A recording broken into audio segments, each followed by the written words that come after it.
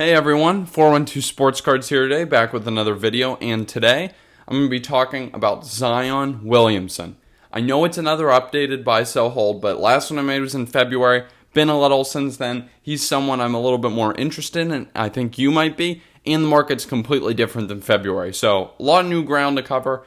Worth noting, as we get into it, that I'm generally bullish on basketball in general, but in this video I'm going to talk about kind of on the court, off the court card market pros and cons that I see in Zion's market, how that should inform your buying decisions. You know the drill. So let's get into it. Phase one, I always do, the player. So try to move through this pretty fast for you guys, keep it a little shorter. Stats, last year he averaged 27 points a game, 7 rebounds, about 4 assists on 61% shooting, taking basically no threes, and 70% from the stripe. So it goes without saying that scoring that many points is a pretty big deal. 27 points a game is upper echelon of the league. And at that efficiency is insane. That's an elite offensive game for Zion Williamson. The shooting is not great. No way around that. He scores like almost exclusively from within 10 feet of the cup. But, you can't really complain when you're getting 27 points a game on 61% shooting. That is nuts. I mean, Shaq couldn't shoot, and he was an all-time great, so you don't necessarily need it. In special instances like this, you actually can manage to scrape by. Sorry about that.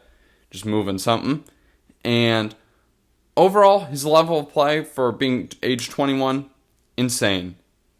He's an all-star. And the situation, so the stats for the player, all good. The situation, so there's no way around it. The Pelicans are not a good team. They struggled quite a bit last year. I'll show up some Zion while we talk here. But the Pelicans are not a good team, okay? They struggled last season, and I would say they're potentially worse now than they were then. They got Jonas Valanciunas from my Grizz. It's a massive upgrade, in my opinion, over Steven Adams. His ability to, not that he shoots it a lot, but his ability to make a three, if he's, left open on the three-point line, does space the floor. Steven Adams did not have that ability, so he did not space the floor. And also, Valanciunas soaks up so many boards. But they lost Lonzo Ball, which I think is a huge loss. Lonzo's one of the better point guards in the league. In particular, he's an excellent facilitator. Even more particularly in transition. So, for Zion, who has so much athleticism, he was the recipient of the transition playmaking of Lonzo.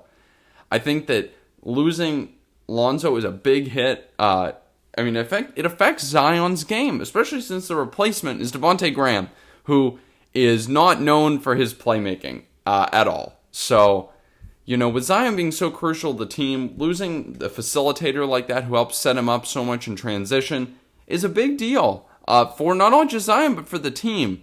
And overall, losing Lonzo really makes me wonder if the Pelicans are heading the right direction to build around Zion. That is the largest concern on my mind, thinking about Zion Williamson.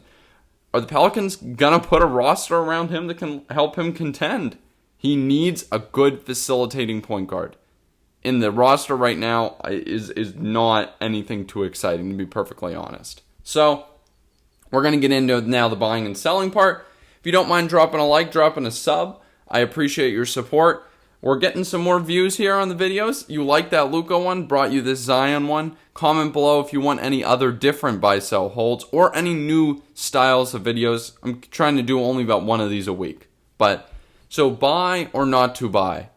Right now, and I'll just say it right out of the jump, I think Zion is my strongest buy recommendation heading into the next season. Even more so than Trey, who I think is also a pretty strong buy. I'll get to the card prices in a second, but this is the general gist. Zion proved so much on the court last year, silenced a lot of injury concerns, and much like Luka, he retains a ton of media notoriety just for being the best player of his class. He was hyped going in. He's lived up to hype, and that continued media attention is worth a lot in the card market. That attention's a big deal. I think that's why you see Trae Young not getting the love. Ja, I think, is a different story, but I think Trae is, a superstar, and he doesn't get the love. So, card prices, we got to do it if we're going to talk buy, sell, hold. I often look at the Prism market for these videos, but I did it for Luka. I am not willing to do it for Zion. The pop is insane. 19,200 PSA 10, 15K PSA 9s, 9,000, 9.5s. That's like 45,000 copies right there. That's nuts. It's absolutely nuts. And that is too much of a pop-up card to be talking about the pricing here. Too much of that is impacted by sheer volume. And those prices might not be sustainable because those pops are literally insane. But PSA 10 Select could be better. I mean, those are way more than 2018, but still no retail in 2019. So 2,700 PSA 10s, which seems modest when you compare it to 19,000 for the Prism. So year over year, you're looking at down 41%. So it's September 1st to September 1st. That's the day I'm filming this. Down 41%, or $102 from about the $250 to about $145. So I know people hate on base.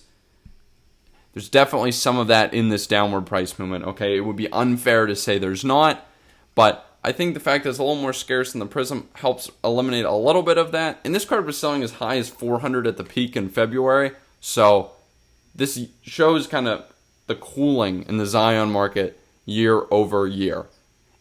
So 2019 Select PSA 10, something I want to bring up kind of as like I'll show off my PSA 9, kind of as like a proxy almost for the rarer cards markets, which have held up much better in the past year. No one, anyone who's in this quite a bit knows that rare cards have held up well year over year. Base have not. Year over year, this PSA 10 of this is up 59% from about 1,000 to about 1,600. That's pretty good increases, especially when you say the base, that this, as the concourse, is down like 40%. So this card in PSA 10 form peaked at 3 in late February. Obviously, the rare stuff's performed better, but I still think the market is cooler on Zion than it should be. So what do I own? This is really the only big Zion I own. I wish I owned more. I put a lot of my money into Crosby. No regrets, PC. Put some money into Crosby, like Ortiz, things, Jaren even. Things for my PC. But if I had a little more money before the season, like I said, this is my number one target. If I start putting money into basketball before the season, this is my number one target right now. Okay? So we'll see what to buy. So like I said, Zion's a strong buy, but it's hard. Okay? Based upon pricing, it's tough to say, well, this stuff went down, this stuff didn't. It's tough to kind of look for the best play, and what can be the best for you is very personal. Based upon your budget. If you have the money, I think Hobby Prism number parallels, red out of 299, that's the play. Not the fast break, not the choice, just the Hobby Prism. That's the move. I imagine they've held up well in the past months, past year, probably up in price, but I think there's a lot of upside just based upon the state of his card market as a whole and how people in general are thinking about Zion cards. I think that leaves upside for the red Zo 299, that stuff. For lower price points, it's harder. I've always liked the courtside. PSA 10 pop about 259 around 100. Still relatively low, but there could be 1,000, 2,000 of these around. But courtsides are a semi-respected set. Okay, they're notable in the hobby. Most people that are into basketball cards understand that courtsides are a nicer card from Select. So it helps you toe that line between, because when you start buying less iconic or less rare stuff, it exposes you to a lot more risk of the card market shrinking overall. Okay, that stuff could just get left out in the cold and no one would care about it. There's a lot more risk of that you run when you start getting into these lesser cards. I think the courtside toes that line nicely between, being lower pop but still being iconic. Another set I always like that does this, I feel well, is Revolution. I've bought like Certified, for example, Lucas. That I would not say is a good investment, but I like them because I like Certified. But Revolution, I think, toes the line a little better. Revolution's got some hobby love on its name, okay? I think that matters a lot. And you can still get stuff for pretty cheap out of Revolution. You can get numbered Revolution for not that bad of prices. You could do that for Zion. I remember looking at what, like an impact out of one. I saw a Jaw Sunburst go for sub $100 raw last week. So Zion will run you more, but you can get that stuff from a set that people actually like a decent amount, so it helps you toe that line. I'm biased. I feel like those, toe that line between pop and being notable, which at a budget is very, very hard to get both. I think those do some of the best jobs. It's your call in the end. Overall, Zion's a firm buy for me. Let me know what you think of Zion in the comments. And yeah, I hope you guys enjoyed, and I'll catch y'all next time.